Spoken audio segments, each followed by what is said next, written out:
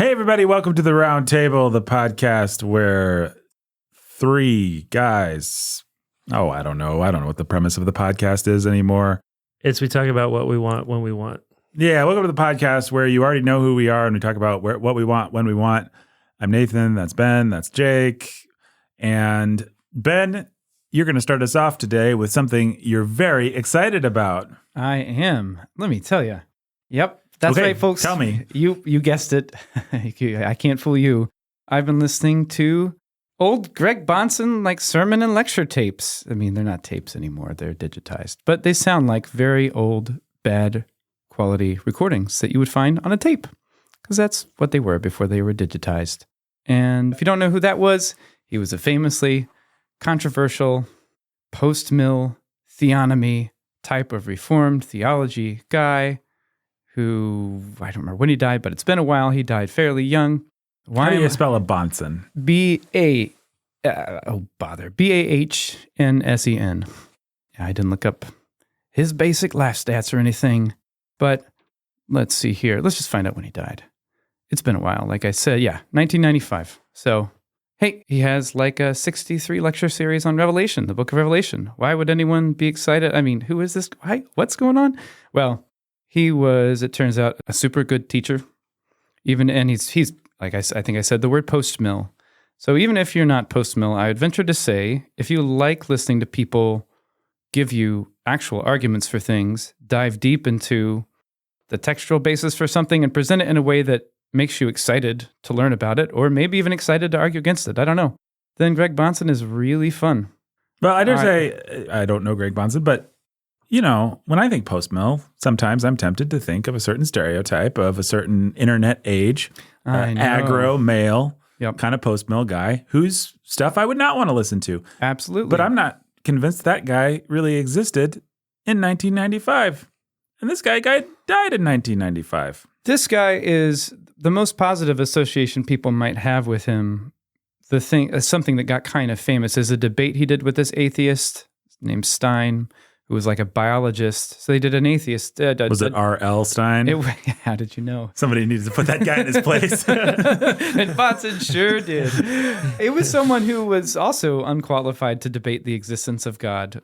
But that wasn't Greg Bonson's fault. That was the fault of this guy for thinking he needed to debate the existence of God. He was a biologist. He wasn't really a philosopher or a scholar of religion. He was just had his talking points, and Bonson mopped the floor with him, but not in a way that was nasty, in a way that makes for a really fun listening experience. And then he's going to wrap it up with a pretty sweet, dude, you should come to Jesus. You really need to know the Lord. And that's kind of how Greg Bonson is. He's sweet. He's fun to listen to. He's going to be aggressive in his argumentation. He's also going to be thorough. And I don't know what else to say about it, but it's cool. He's going to dive into he's going to spend an hour on Revelation 1:7 because he's going to be busy saying, this comes out of these two Old Testament passages. And if you don't understand these, you're not going to understand what John is talking about. So let's talk about these. What's the context? Now, everyone thinks this verse means this by association, but I've just given you 45 minutes of evidence from the Bible that should make you think about the other thing. So that's the way that he's going to be. And I really enjoy it. And yeah, you can find Bonson debating with people too. All in terrible audio quality, unfortunately. But the actual audio quality of the actual... The actual audio quality of the actual things. The actual real Greg Bonson. Yeah. But I recommend him anyway. I recommend him if you have any interest in the book of Revelation, even if you're I am anti-post-mill. I hate the Twitter warriors I see, and I don't like the position either. So I would say, no, this guy's still going to be... He's not going to waste your time. Even if you disagree with him, he'll give you stuff, an actual basis for disagreement and stuff to dig into and oppose. Because he's substantial. I just preached a sermon for our church a couple days ago where I quoted Revelation 1:5. And I spent a millisecond on it. And it had nothing to do really with anything besides just supporting one point. Yeah. Yes, you did. That's my relationship to this. There you go. Jake, your thoughts? Even just talking about this makes me want to pivot to the conversation that we've been having sort of behind the scenes on, I don't know, polity and ecclesiology and some stuff like that. All right. Do you want to do that in front of a microphone? I don't care. Okay. I don't care what anybody thinks. Me neither, bro. I just think it's been fun we're a church plant, and I finished preaching through Romans not long ago, and we've been considering for the last couple of years what it means to particularize. And so I'll speak for myself. I've been interrogating again, not for the first time. I've been through seminary, I've been through ordination, I am a part of a presbytery, but I've been interrogating yet again the Reformed and Presbyterian understanding of the offices and of ecclesiological structure and hierarchy, actually. Part of that came from finishing Romans and just really stepping back and looking at the fact that the letter to the Romans even exists. And so I guess I could take this in two different directions. One is the relationship of churches to other churches and accountability and authority and what that actually looks like in the New Testament. The other is just the offices itself and the conversations we've had about the nature of the diaconal office versus. Well, you should close the tab on Romans because our listeners will be curious. Here's just my thing. The whole point of Romans is what? The whole point of Romans is Paul wants to go to Spain. Okay, so there's a church at Rome, and the church at Rome clearly meets in multiple houses or in multiple locations and has its own leadership structure throughout Rome. So Rome feels like its own sort of presbytery.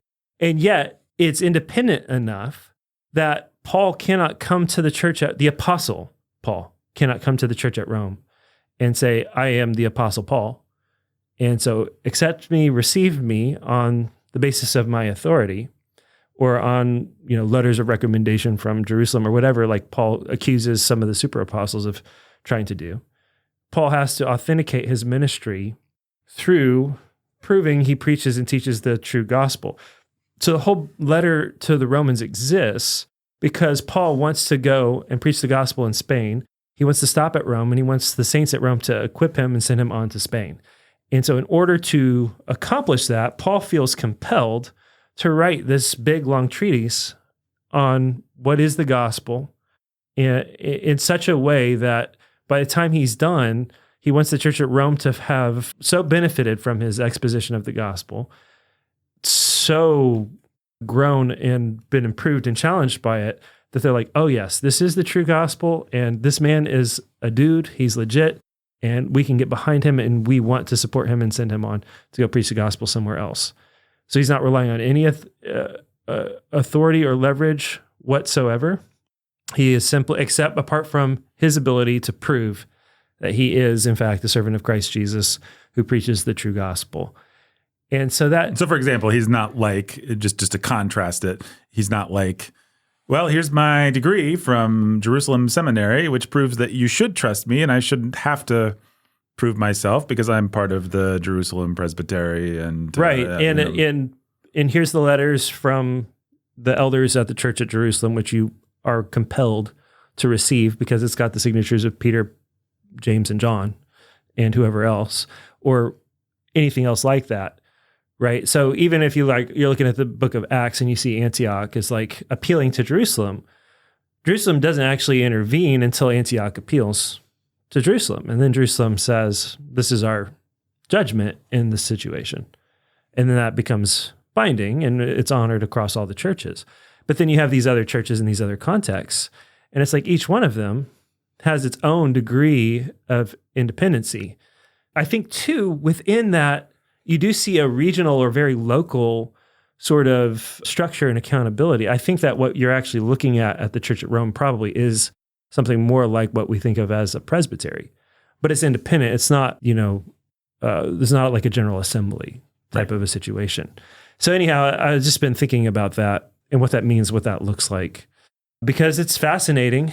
And I think that the relevance is that the time we live in is much closer now. We're in an apostate Christian culture, but culturally we live in a time much more like the time of the early church.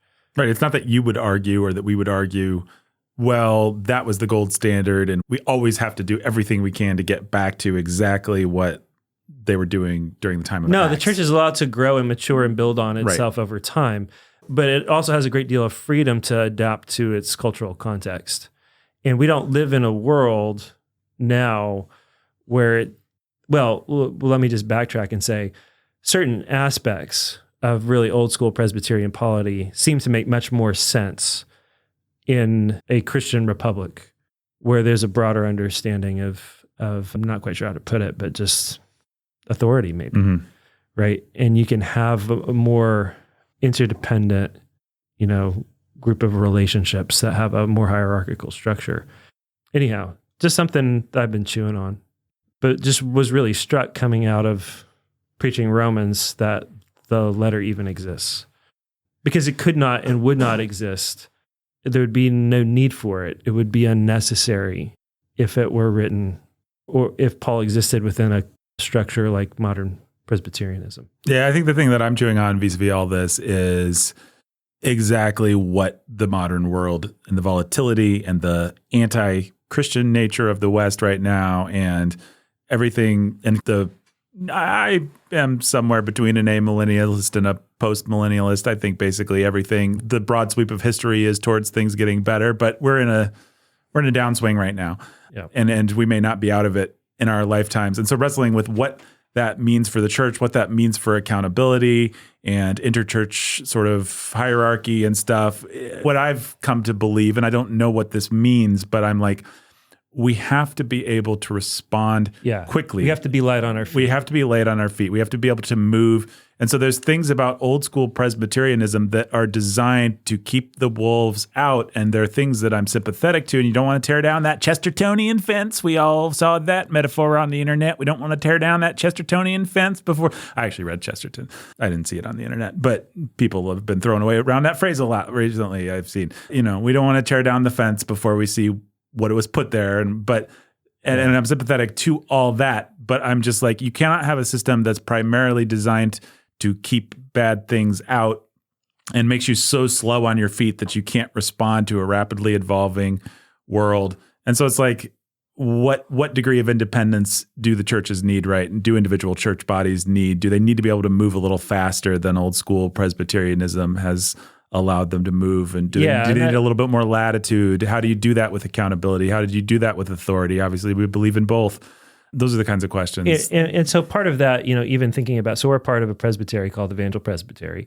It is by and large a very regionally localized independent presbytery with some exceptions, right? We have churches and pastors in places that are a little farther away. And it's a lot easier to accomplish that work in today's world than it would have been, 100 years ago or 500 years ago, because we have such a thing as airplanes and Zoom calls.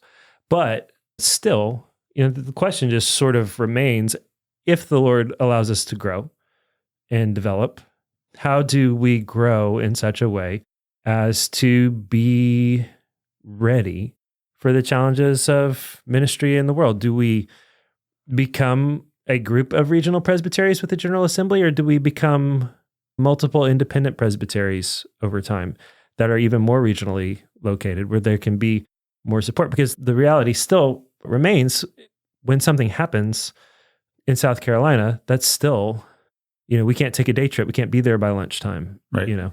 Or if something happens in Wisconsin, we can't be there by lunchtime and back the same day if we need to. Like, there's still challenges and limitations, and you still, ministry, Zoom is great, but a lot of ministry still needs to happen face-to-face and in person, and no technology is going to change that. So just sort of thinking, 5 years down the line, 10 years down the line, 15, 20 years down the line, what does that actually mean? What does that mean for our church? What does it mean for the other churches in our presbytery? What does it mean for our hope and goal and ambition to plant more churches, both out of Evangel Presbytery and from our church here? We have men training in one degree or another for ministry at Church of the King. So what does that actually look like? And what does it look like with our relationship with other churches in Evansville or regional Evansville?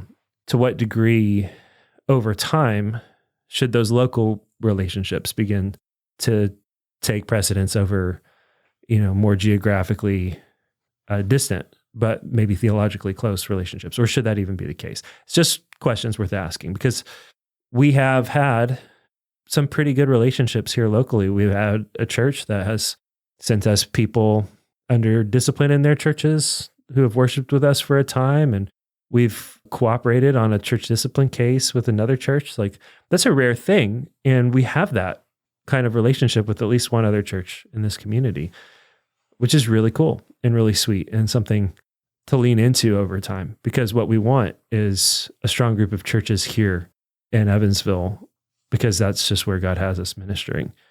Yeah, maybe I shouldn't say this because this is spicy, but I think the other question that you have to ask as you look pragmatically at a world that's volatile, where you have to move quickly, is there a role for bishops in the hierarchy of your church? Because actually, one way to move quickly is to invest more authority in individuals who are exceptionally gifted, in exceptionally gifted and called individuals. That is what we see in the New Testament with people like Paul, with people like James, with people like Peter.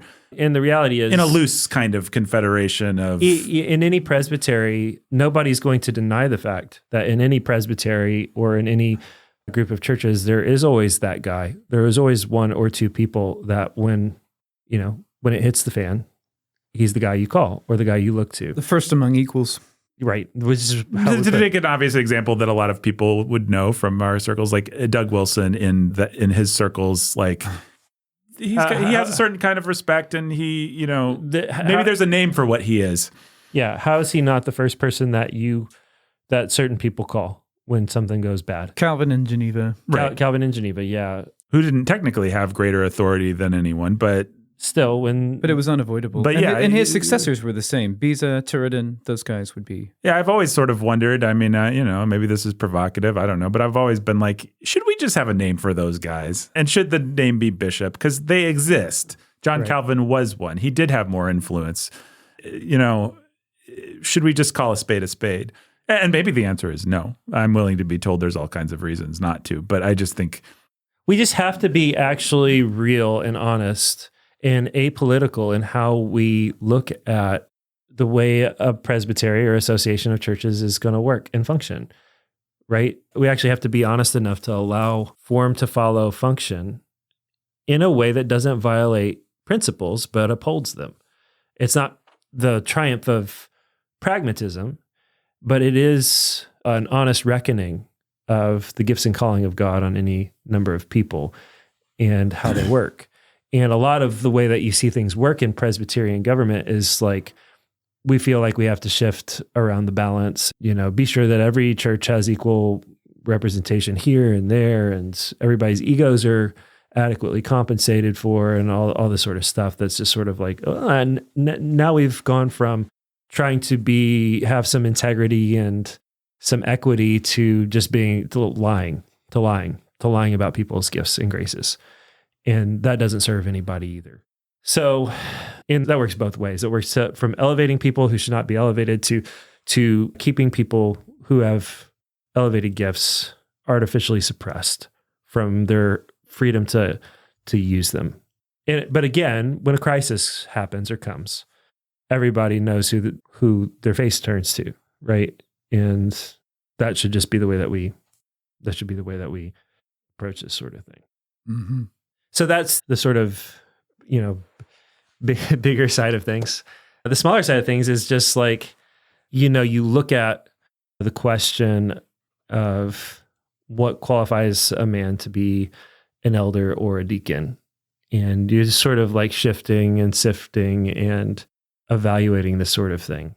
When it comes to the office of deacon, this is where I think the rubber meets the road, because traditionally, especially within the Reformed context, the office of deacon is primarily one of benevolence. And so it is focused on the distribution of wealth or property to the poor and the needy, the care for the widow and the orphan, that sort of thing, as of first and primary importance. And then outside of that, it sort of then extends to like church property and keeping grounds and maintenance. And I mean, practically speaking, I think church property maintenance and type stuff might actually end up being one of the primary things that a real deacon's board does, because in many churches, and of course, in many congregational or Baptistic churches, they have a sub board of the deacons called trustees, and that's their job. And then the deacons sort of function the way that ruling elders do in a Presbyterian church, and then you have your pastors or elders at the top. And often then what happens, and the big criticism then is that you don't really have a plurality of leadership. You end up having a pope, a dictator, a bishop who just has, freedom to do what he wants. And then his deacons rubber stamp him, and maybe the congregation does too. But when it comes to actually then evaluating the question of what is a deacon and what does a gifted deacon look like, if you turn to the book of Acts, Stephen always presents a problem because... Can I just say before you go on, yeah. just to be even a little bit more spicy, the thing that you just described, the criticism of Baptists... Is it equal criticism of Presbyterians? Presbyterians have right? the same thing. Ruling elders then often end up actually just being rubber stampers. The rubber stampers with the next level sort of... Because we call them elders, we feel better about it than... I'm not saying that's how it has to be or how it always is, but... It is, in fact, often the case that it actually functionally works out the same. Plurality of elders is a hard thing to figure out, and you actually have to work on it, and you can't just have some names that you distribute and then say you've solved the problem. Which is why actually training and raising up elders is such a crucial aspect of the work of ministry, one way or the other. If you're going to have lay leaders, local leaders who actually lead the church, work and effort needs to be put into cultivating their spiritual leadership in such a way that they are not simply people who exist to be your yes men and rubber stamp what you do and review the budget and call it good and put their spiritual, imprimatur on your decisions and leadership. So then I think Deacon and Stephen are the place to really wrestle with this question, because what we see in Stephen is somebody who is actually pretty gifted pastorally. He is obviously an able preacher and teacher, because the one thing we see from him is that he is preaching and evangelizing in such a way that he is worthy of martyrdom. And everybody who looks at Stephen as the standard for deacon, while holding to... and he is, in fact, one of the famous, how many sermons are there in Acts? He's got one of them. I don't remember what the number is. But he's probably got the longest. Right. If there's 7 sermons in Acts, whatever the number is, it's like Paul's got a handful, Peter's got a handful. So you have apostles, and then you have this deacon. And then he's got one. And so one of the most famous ones. And he is the example of a deacon that we have. Go ahead, Ben. And real quick, Philip, another deacon, is the only man in the book of Acts who's given the title of evangelist.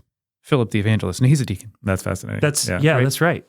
Okay, so you have these two men, right? In Philip, and Stephen is obviously the more obvious case, but it's great that you point out Philip too, who clearly have these sort of they very much have a preaching and teaching gift.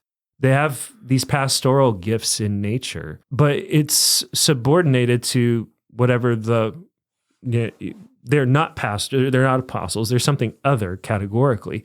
How does that work? And most people look at that, Stephen, and just say, well, I guess Stephen's an anomaly. I guess Stephen's not a pattern. I guess Stephen's not a standard. I guess Stephen's an anomaly because none of our deacons, whose job is benevolence. Or cutting the grass. Yeah, or cutting the grass, or, painting the children's room. Are like that. And 1 Timothy isn't going to tell you that deacons need to be able to teach. Right.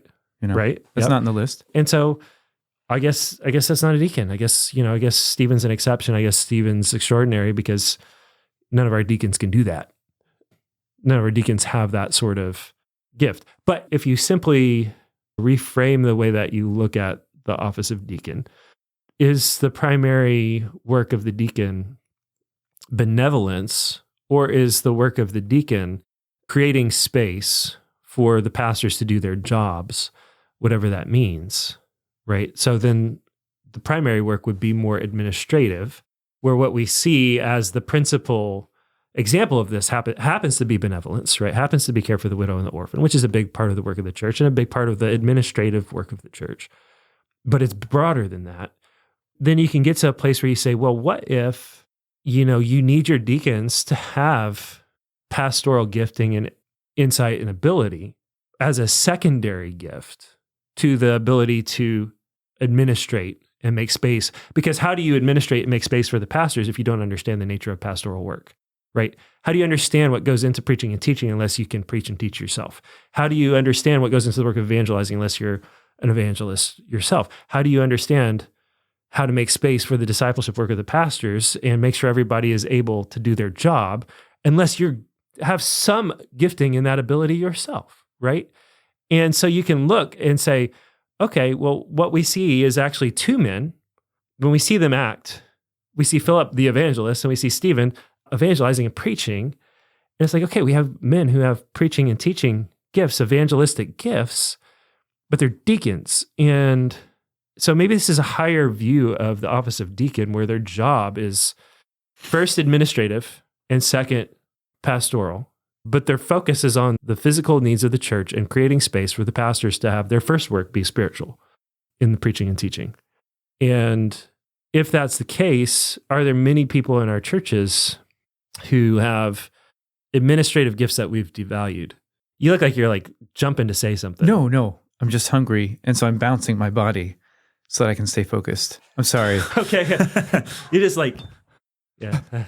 I'm also opening my mouth and shutting it every time Jake talks again. Right, so I guess that gives a false impression. I just saw from Ben's point of view, he looked over, Jake actually transformed into a giant steak chop with like aroma lines coming off of him. It was very humorous. Anyway. Well, the point is, how do we understand gifts of administration in the church? How do we understand the work of the deacons?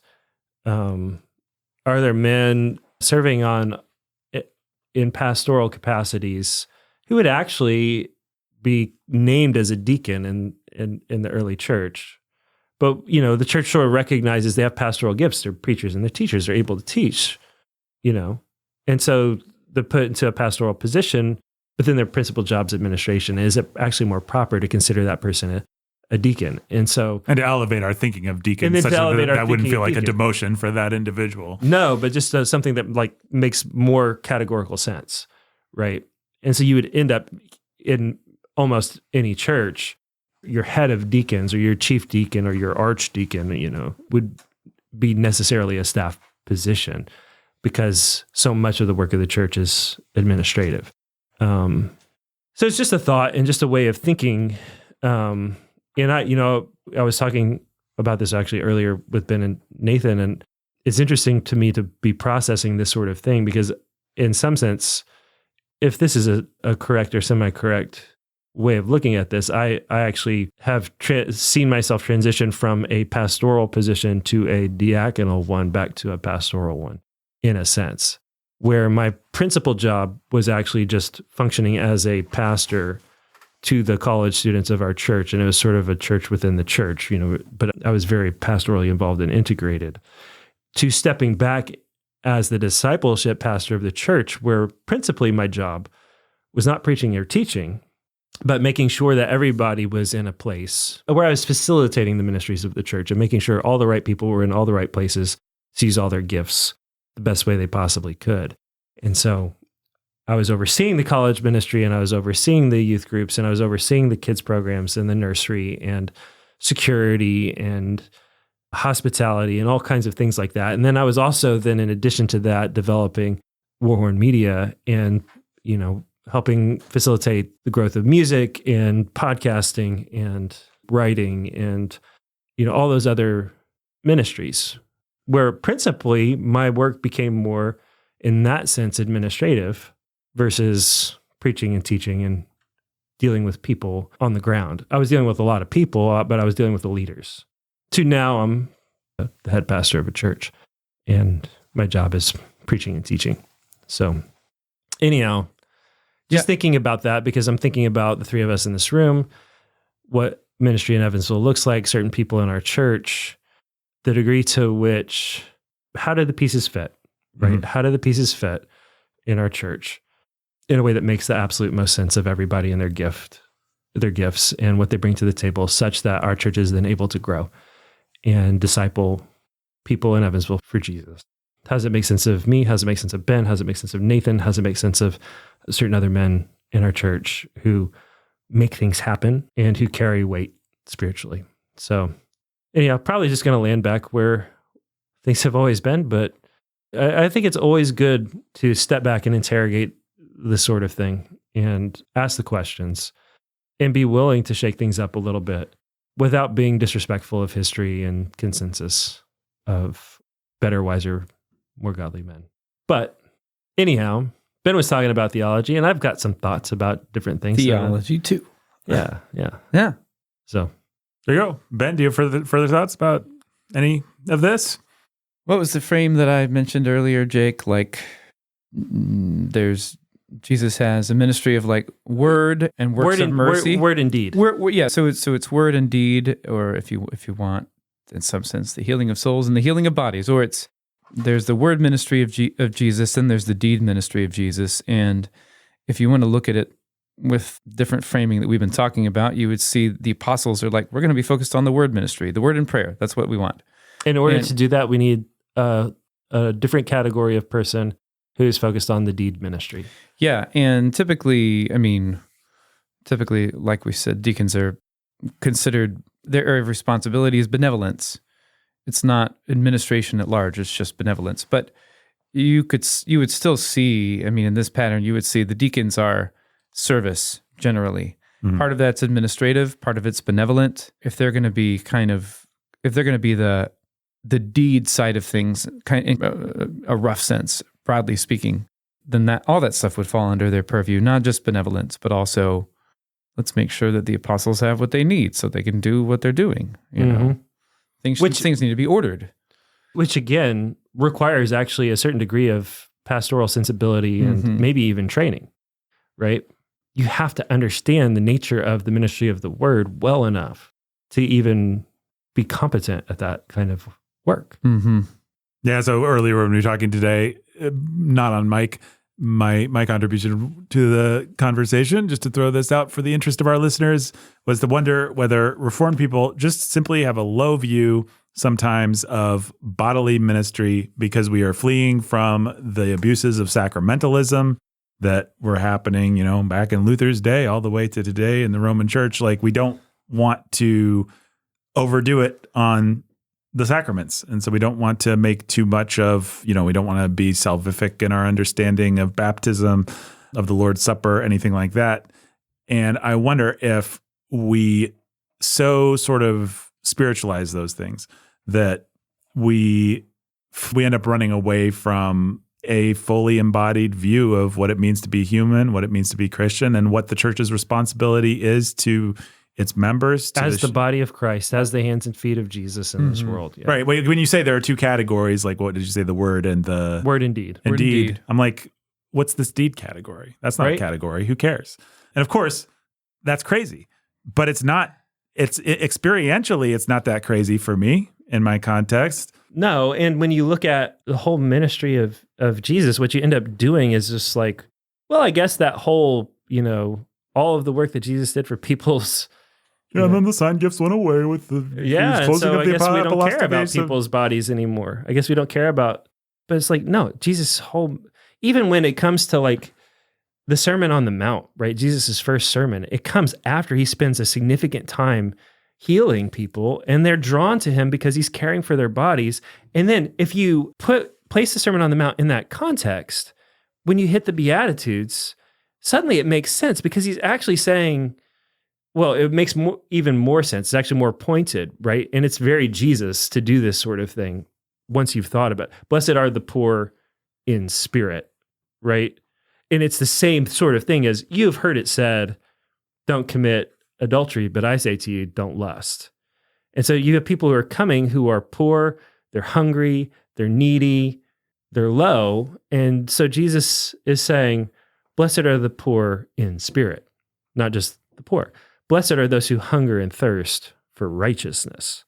You're here because you're hungry. You're here because you're poor. You're here because you're needy. You're here because you're sick. And I say to you, it's your soul. It's your soul that matters. It's your heart that matters. But those were the people that he was gathering to himself. And so he uses that ministry to the body, which is real and precedes all of his preaching and teaching, to then as a way to turn even their own needs, even what drew them to him, on its head and say, you came to me for bread, and I'm telling you, what you need is bread from heaven. Mm-hmm. Yeah. I read a book by a guy named John Perkins, who's a black minister who's done a lot of work in the inner city and done a lot to make blacks and whites work together in gospel ministry. But one thing that he said in the book that I thought was striking was The church's, this is just my way of paraphrasing it, but the church's ministry of mercy is supposed to authenticate its ministry of the word. Mm-hmm. Right. And that's how Jesus' signs functioned. They were like, oh yeah, you think I don't have power to forgive sins? Get up and walk. Yeah. Right. So that you may know, the guy gets lowered and Right. my son, your sins are forgiven. And people are like, what? Who's this guy think he is? It's like, okay, you want to know if I'm legit? Dude, get up and walk. Right. Right.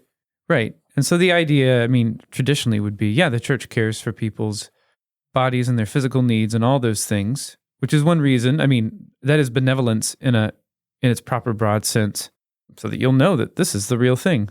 This is the love of God, not just words, but deeds. And you go back to the book of James, which Jake just preached through. Mm-hmm. I love you. Go be warm and well fed. And you're not giving him anything? Right. You're just lying. Yeah. We can't trust There's you. no love. There's no faith here. There's no faith here. So all that stuff goes together. Now it sounds like we're just making more of an argument for the traditional understanding of deacon. Well, but no, we're not. Because what that has devolved to is, who do we give gas cards and grocery cards to? But it's devolved to is we don't actually care about people's bodies. So you, that's not qualified for, the more important stuff, you go give a gas card to this guy. I mean, that's right. Sit around and have a meeting once a month to decide who gets the gas cards. Right. And that's just like, it's not even proactive. It's reactive. Right. Whereas, there are, I know a Baptist church that is like, we've got a whole class of men and their whole job is to teach the young men of the church life skills, the young men whose fathers failed them life skills. It's one-on-one mentoring. We're teaching them how to apply for jobs, how to build a resume, how to take care of themselves, how to establish a budget, how to save money, how to talk to a woman. Like, it's like, okay, well, isn't that benevolence to men who don't have dads? Isn't that ministry to the body in a way that actually benefits these dudes in their ability to grow spiritually and their godliness and their ability to embody what it means to be a godly man and to build a legacy for themselves and for the church? Doesn't it benefit the church spiritually? Like all this stuff, when, I don't know, we're teaching men how to provide for themselves and eventually provide for a family. Does that matter or doesn't it? When especially when nobody else is doing it, when the only people doing it are, I hate to beat a dead horse. And I know that, a lot's changed since we started beating this dead horse, but still a significant portion of the greater portion of the world doing this sort of thing is like Andrew Tate and Jordan Peterson. Like, and they do a bad job of it. Well, just to let the spice flow, what I actually said to you guys earlier was, I just wonder if Baptist churches aren't better at it. I wonder if pedo baptism isn't something which I think is biblical and we should do it. Fully pedo Baptist, all three of us here. But the thing about it is you have a baby and then 2 weeks later, whatever it is, kind of in a almost pro forma way, if you're not being careful, the pastor says some words, he sprinkles some water.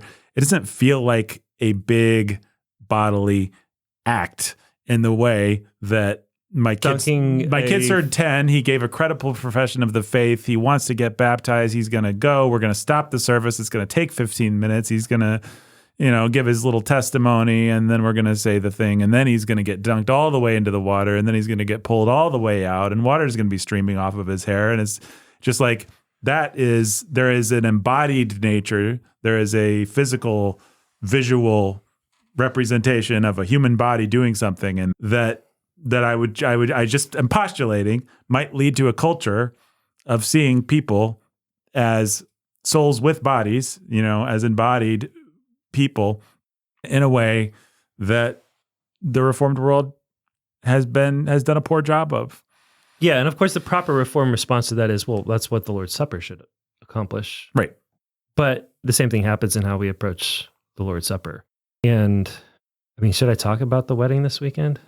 Yeah, why not? Yeah. So I was thinking along these same sorts of lines yet again, because I was at a Catholic wedding this weekend, and the homily that was given was one of the better wedding sermons that I've ever heard in my life. And it was also one of the most awful ones too, but it was awful for the same reasons that it was great.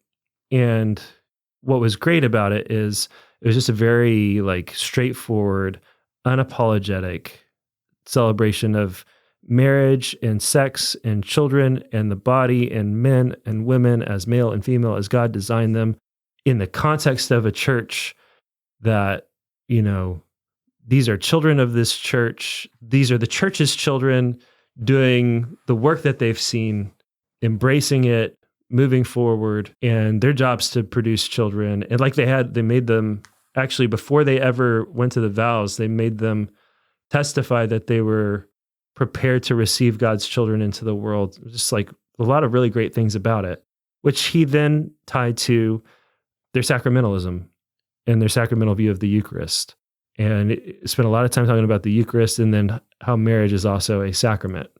But part of what he was doing, even in talking about that, was talking about the union of body and soul and the death of these two individuals in the creation of a new one spiritually, a new unit. That, marriage is two deaths and a birth all in one place. And that death, those two deaths and burial and resurrection comes through the physical union of man and woman and produces the fruit of children and life. And so he's talking about body and soul and the physicality of it all and the sacramental nature of it all. And this is part of his explanation of why marriage is a sacrament and why we teach this in the Eucharist, et cetera, et cetera. So it's, a lot of bad, but such a great correction, even in its awfulness, for just how disembodied, and forgive my use of the word Gnostic, but hyper-spiritual, disconnected, disembodied, the way most evangelical churches approach this sort of thing. It's in many ways, it's much closer to reality and the truth, despite its errors. Yeah, you just have to wonder, and I don't like these things, but you have to wonder if you believe that the body is actually becoming the body, if you are surrounded by, the bread is actually becoming the body. If you're surrounded by statues of a body being broken open and of bodies being pierced with arrows and of bodies, I just wonder if you're not then more likely to turn around and start a soup kitchen because people's bodies need food, I just wonder if there's a connection there, and maybe you can do all the research and put all the statistics together and prove that there's no connection. But I don't think so. I mean, anecdotally, experientially, we all know there's a connection there. And it's not that we're arguing for any of those bad things. The errors, the sins, the excesses, et cetera. Right.